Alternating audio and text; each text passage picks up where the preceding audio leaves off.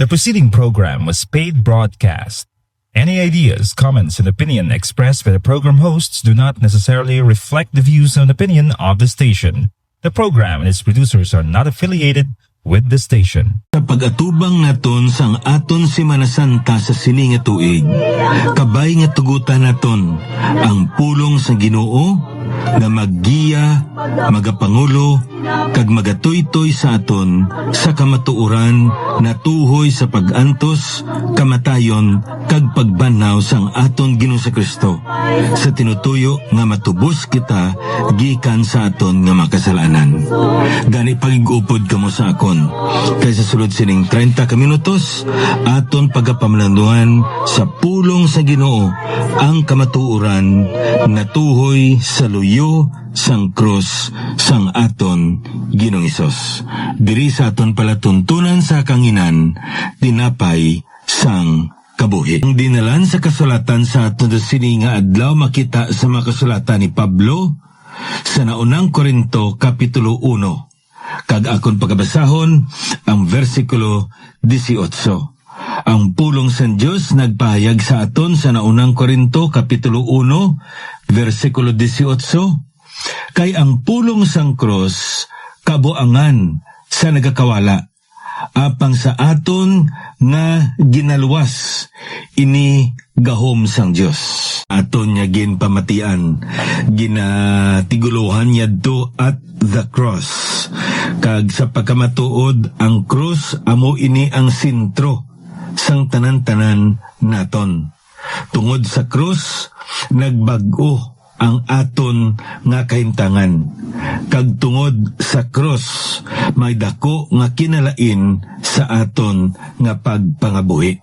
Kung aton balango isasaon ang pulong sa Dios, makita naton nga ang cross amo ini ang ginatawag naton diri natun-an sang plano sang Ginoo. Sa daan niya katipan ang mga katawan nagalantaw sa unhan sa krus. Apang ikaw kag ako sa aton subong niya nga panag-on nagalantaw kita patalikod sa krus. Kay ang krus amo ini ang labing importante nga tion sa bilog nga kasaysayan sang kalibutan.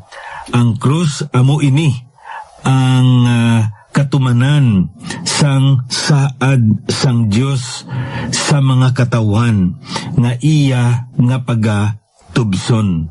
Kay diri naton makita sa pulong sa Ginoo nga ang plano sang Ginoo suno sa iyablan niya pulong nga ginpahayag nga amo ang pagtubos sa tawo gikan sa ila nga makasalanan paagi sa iya anak nga amo si Kristo Hesus. Kag ang ini nga pagtubos nahuman ini paagi sa krus, paagi sa paghalad sang anak sang iya nga kabuhi didto sa krus sa Kalbaryo sa tinutuyo nga paagi sa pagbayad sang silot sang aton nga mga sala. Ikaw kag ako matubos kita gikan sa aton mga kasalanan. Ikaw kag ako mahatagan kita sang kilwayan gikan sa gapos sang sala. Kag subong man ikaw kag ako may ara kita kasiguruhan nga may kaupod naton ang aton nga Ginoo didto sa iya nga ginarian. Kay wala na kita sang ginatubang nga katagudilian. Ini tanan-tanan tungod sa cross. At the cross where I first saw the light, and the burden of my heart rolled away. It was there by faith I received my sight, and now I am happy all the day. Amo iniya ang kaligunan kag kasiguruhan sang aton nga pagtuo sa kay Kristo Hesus. Kabay pa nga ini nga mensahe sang kalantahon magahatag sa aton sing dugang pagid nga ihibalo na tuhoy sa kaluwasan ni ginhatag sang aton Ginoong Kristo sa imo kag sa akon. Na magapadayon kita diri sa pagtuon naton sa pulong sang aton ni Ginoo kag ang pulong naman nga aton pagapamanadugan subong. Amo ang pulong nga cross, no? Ang cross. Importante ini ang cross. Subong nga panahon ang isa man kabutang nga manutaran nato, no, nga daw ginihimo na ini nga dekorasyon. Kag masami kung isa ka duog nga ginakabig naton nga relyoso nga duog, masami may ara ina siya nga cross. Naduduman ko sang una sang Boy Scout kami, may ara kami nga activity nga ginatawag nga compass reading. Kag may mga madamo dira sang mga ginatawag naton symbols, no? Sa nagkakalain, lain ang simbol sang balay, lain ang simbol sang building, lain ang simbol sang plaza. Kag ang manutaran ginakon ang simbahan, kami ara ina siya nga cross sa ibabaw. Ti anugid ang cross. Subong ang cross ginagamit na naton nga kulintas o kun aritos. May ara man ginabutang sa pulsiras na imo ini nga dekorasyon. Ti may ara man ang iban nga gaymo sila sang cross, ibutang nila sa ilang nga balay, agod kuno nga ang mga malaing espiritu hindi makasulod, hindi makapangita sang hulot sa ila dra nga panimalay, kag nga dra magtiner sa mga salakyan makita taman ina. Ila binagid kon bag-o ang iban sini nagakwa sang dugo sang sapat, tapos butangan dayon sang cross ang salakyan dira, no, nga bag-o antis gamiton ini. Now ano gid ang mensahe sang cross para sa aton? Ano ka importante ang cross sa isa ka tumluo? Kag paano naton ini gamiton? Kay nga man, isa ka butang nga makita man naton sa pulong sa Ginoo nga ang aton nga kaaway nga amo ang yawa, maalam man ini. Kag nga ang isa sa mga mahimo sang kaaway sa mga tumuluo nga amo sini, hindi niya na makuha ang ina nga tumuluo sa kamot sang Dios. Hindi niya na maagaw ang tumuluo sa paginakop sang Dios, kay anak na siya sang Dios. Apang pwede niya nga mapunggan nga mangin mabinungahon ang kabuhi sang sina nga tumuluo. Pwede niya maupangan nga ang kabuhi sang sini nga tumuluo may nadlokon. Ang iya nga kabuhi hindi siya mangin mapuslanon sa bulaton sang Dios. Mapalangit siya, pero wala siya sang may bulig sa bulaton sang ginarian sang Dios sa sini nga kalibutan. Kang isa dira kapamaagi niya nga makulapan niya kita sang kahulugan sang cross, kag nga sa galamiton sang cross. Amoy ni nga dapat gid nga matun-an naton. Now sa sini nga Semana Santa, sini nga mga pila na lang kainadlaw, magahiwat kita sang ginatawag naton dira Holy Week, Passion Week, sang ginatawag naton dira Kwaresma. Amo ini ang pasilibrar naton sang pag-antos, kamatayon, kag pagkabanaw sang aton Ginoong Kristo. Kag subong nga kumaisa pa kabutang nga labing importante gid sa pagsaulog naton sang sini nga ginatawag naton Kwaresma o kon Holy Week, amo ang cross. Kay ang cross amo ini ang duog nga sa diin ginhalad sang anak ang iya kabuhi sa katumbasan sang aton nga makasalanan, agud nga mahatagan niya kita sang kaluwasan, agud nga matuman ang tuyo kag plano sang amay. Amo ni ka importante ang cross.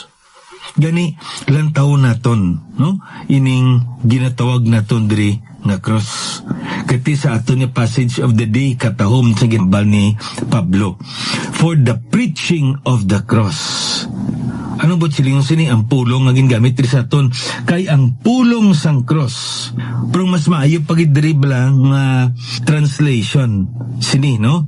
For the message of the cross. For the story and message of the cross. Amo na ang ideya diri, ang mensahe, ang kahulugan sini. Ano ang butang nga iya nga ginapahayag sa imo kag sa akon? Kay labaw pa ni sa ginatawag naton dekorasyon sa aton nga lawas. Labaw pa ini sa pagpangtabog sa mga malang espiritu sa aton balay o kun para nga hindi madisgrasya ang aton nga salakyan. Labaw pa gidra ang mensahe sang cross sa isa ka tumuluo suno sa prinsipyo kag pagtulunan sang pulong sang Dios. So ano ini? For the preaching of the cross is to them that perish foolishness. Sa mga katawhan nga mga di tumuluo, mga katawhan nga nagkakawala, mga katawhan nga wala sa pagtuluhan, ang mensahe sang cross kabuangan ini. Wala sing pulos, wala sing bili, wala sing anano man nga butang nga mabulig sa ila. Apang amo ining ginambal diri ni Pablo kakatahom sa ginabal niya. But unto us which are saved, it is the power of God.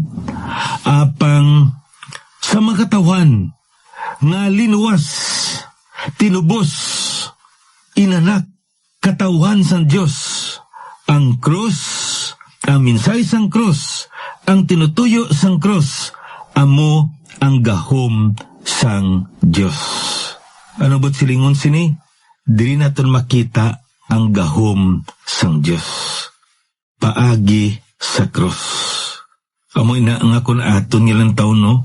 Sa creation bala, sa pagtuga sang Diyos, ang kalibutan kag sang tawo, dira naton makita ang gahom sang Diyos. Kagintuga niya ang kalibutan, upo dira ang tawo, paagi sa iya pulong. Kag nga kun aton nga lang to sa pulong sa Ginoo, paagi sa krus nagtugaman ang Dios sang bag-o nga katawhan nga gin kabig niya nga iya nga katawhan, ang iya nga iglesia, the church, the body of Christ is called out once. Kag gintuga niya ini paagi man sa iya nga pulong nga amo ang iya nga anak. Katahom sa siniblang kamatuoran niya makita na to, no?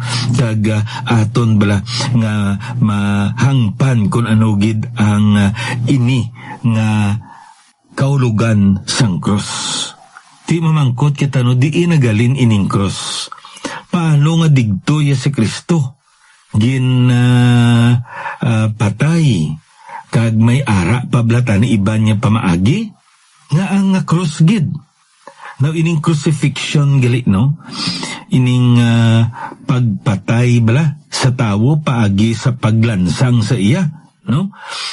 Hindi gali ini hinimuan sang mga Romanhon, kundi ang ini gali nga pinamatasan tinuig pa antes ang mga Romanhon nangin world empire, no? Ang mga ginatog naton Medo-Persian. O kung ang ginatog naton dira ginarian sang Medo-Persia, no? Kung madumduman nyo pa sa Biblia, may ara dira nga tagna si Daniel natuoy sa mga nagakalain nga mga ginarian nga magasakop kag gamiton sang Dios nga magtudlo kag maguman sang iya plano sa mga katawan sa Israel nga iya nga katawhan. Kag ang ina nga ginarian marumpag ina sa ginarian sang aton Ginoo Kristo.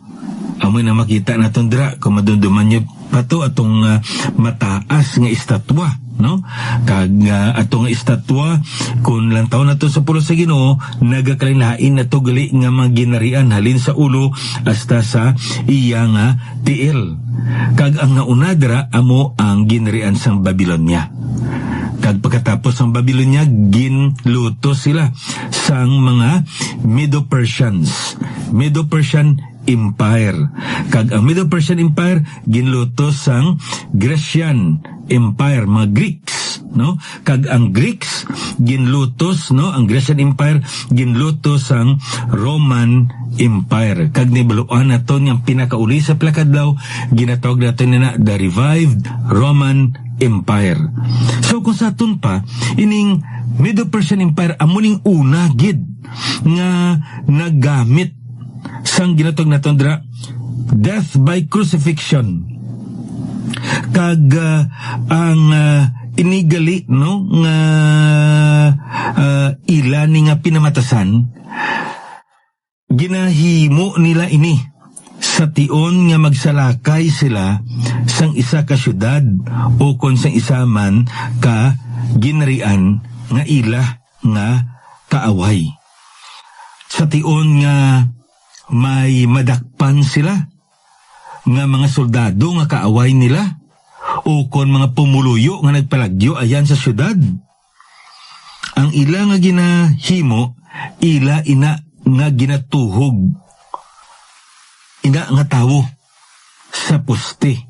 Kag pagkatapos na batakon, kag ila ina nga ipalpal ang poste sa atubangan sang sina nga syudad nga ginaatake nila. Ang ila sini nga tinutuyo agod nga makatuga sang kahadlok sa mga pumuluyo kag sang mga soldado sa sulod sang sina nga syudad. Amo na nga ang pulong gali bala nga cross nagikan sa pulong gali nga stauros nga ambot silingon sina stake, poste, no? So kung sa aton pa postila na ang ginhalinan sina, wala pa ina ang nagapahigda nga kahoy, no, nga ara sa ibabaw ginatawag naton dira nga crossbeam. Kay kun aton gali nga lantawon amo ini ang ginhambal nila, no, nato sa crucifixion. Crucifixion started by the Medes and the Persians, and the Romans perfected it. Ang mga Medo-Persians amo ini nagsugod sa paghimo sang amo sina nga klase sang kamatayon, pagpatay sa ilang mga kaaway. Ang mga Romanon amo iniya ang nagamit gid sang maayo pagid, no? Amo ina nga may isa ka mangin alamon sa ilang nga panahon, no, nga para sa iya the worst torture of all was crucifixion. Kung gusto mo nga pantason ang tawo, ang pinakamaayo nga imuon mo amo nga ilansang mo siya sa krus. Kay nga man sa ila nga panahon sang Roman Empire may duwa lamang ka tinutuyo nga ang ilansang mo sa krus ang tawo. Una gid para sa sina nga tawo, agod may baluan niya kung ano kabugat ang sala nga ginubra niya batok sa Roman Empire. So ano matabo? Ilansang sa krus. Kay ang paglansang sa krus amo ina ang pinakamasakit nga klase sang kamatayon. Kay hindi kagali iya mapatay. Gilayon. May mga tinion gali na nga inadlaw ang imodra nga pagbulad sa initan.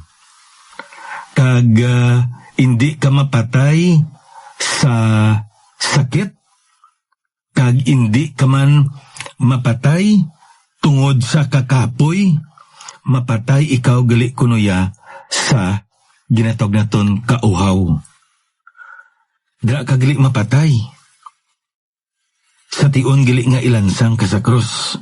Kaya kadua diri para sa mga katawhan, mga pumuluyo nga lantaw nga nagasaksi sang sina nga paglansang. Anong tinutuyo dra? Masami gali kung ilansang nila ang ina nga kriminal o kung ang ina nga rebelde.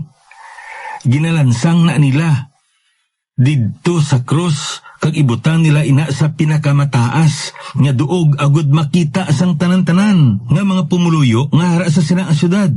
Kung hindi gani, ibutang nila sa isa ka alagyan, isa ka dalan nga madamo sang makatawan ang nagaagidra.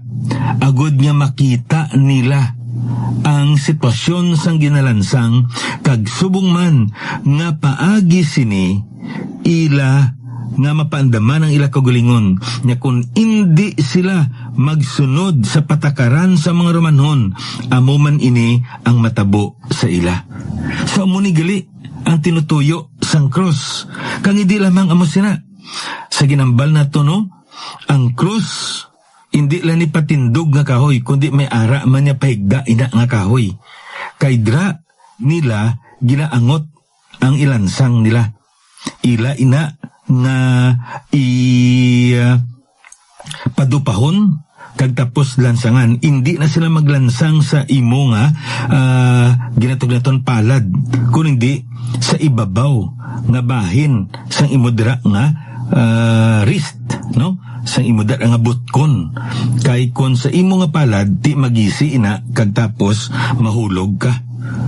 Ti ang ina iyang nga lansang, hindi na lansang nga parusubong sang lansang naton nga tamaan kapino ang ila na nga paghimo yalain.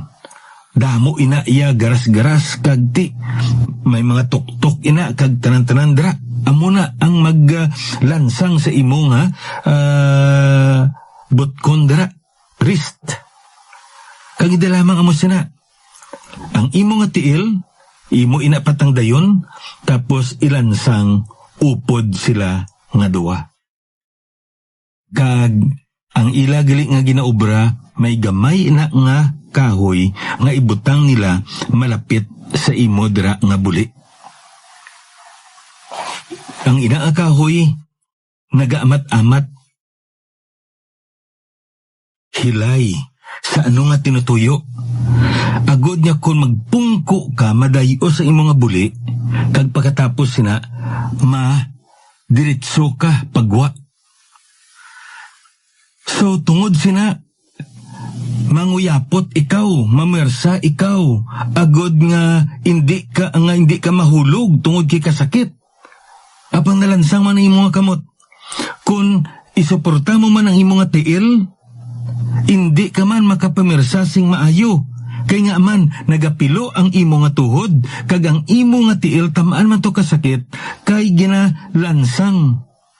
May ara lansang mandira. So grabe ang imo nga pag-antos. Kag ang imo nga pagginawa, hindi ikaw makaginawa sing maayo kung hindi ka magpamersa, kay daw malumos ikaw tungod sang imo dira nga sitwasyon nga kaimtangan nga alang-alang ang imo posisyon sa sina nga krus nga nagakabit ikaw. Amo ina ka masakit kag subong man kalain nga klase sang kamatayon. Amo na kon aton niya nga usasaon sa pulong sang Ginoo. Makita naton niya ato nga klase sang kamatayon sang aton Ginoong Kristo, hindi ato lahog-lahog. Hindi naton maintindihan kag hindi naton halos matungkad ang iya nga pag-antos. Masami ang aton pangunguna sini nga daw kalinong ang tsura sa Ginoo kag nga daw kahapos na sa iya ang ara dira sa mga paintings o kon sa mga larawan dira nga makita naton. Hindi amo sina. Dumdumo na to ng aton na Ginoo, antes palang daan siya ginlansang. Anong natabo? Ginkastigo na to siya. Ginlatigo siya, kag ang latigo sa unang panahon, law ay pagid kay nga aman. Wala sa payan niya, panit ina tuod. no? Apang sa punta dra ginabutangan nila sang mga tulan, mga buka-buka nga tulan, nga kung lampos nila sa likod sang tawo, mapilit ang ina nga mga buka-buka nga mga tulan kay tamaan ina katalom. Ano pagid ang makita naton sa pulong sa Ginoo? Ang ato nga pag-antos sang aton Ginoo sa Kristo. Sa iya palang pagdala sang nagahigda nga kahoy pagadto sa Kalbaryo, hindi na magwantahan. Kaya man tungod sang dako nga kastigo sa iya. Ang ato nga anom lang ka oras na patay ang aton Ginoo. Ang iya nga kamatayon para ato sa imo kag para sa akon. Amo ini nga may dako gid nga bili ang krus sa aton. Tungod didto ikaw kag ako sa kamatayon ni Kristo Jesus nabuhi kita. Didto sa krus ginpasag-uli kita ni Kristo Jesus sa aton niya Dios. Kag didto sa krus ginatagan niya kita sang dako nga kasiguruhan nga mangin kaupod naton ang aton ni Ginoo sa igandaran tubtob sa kadubtuban, kag indi na kita mag-antos sa linaw nga kalayo. Ina tungod sang krus nga sa diin ginhalad ni Kristo Jesus ang iya kabuhi para sa imo kag para sa akon. Aton ini pagapadaynon sa daso naman ni broadcast. Ininyo abyan, alagad sa kanginan, Pastor Neil Vilches ang Ginoo magapagkamayo sa inyo.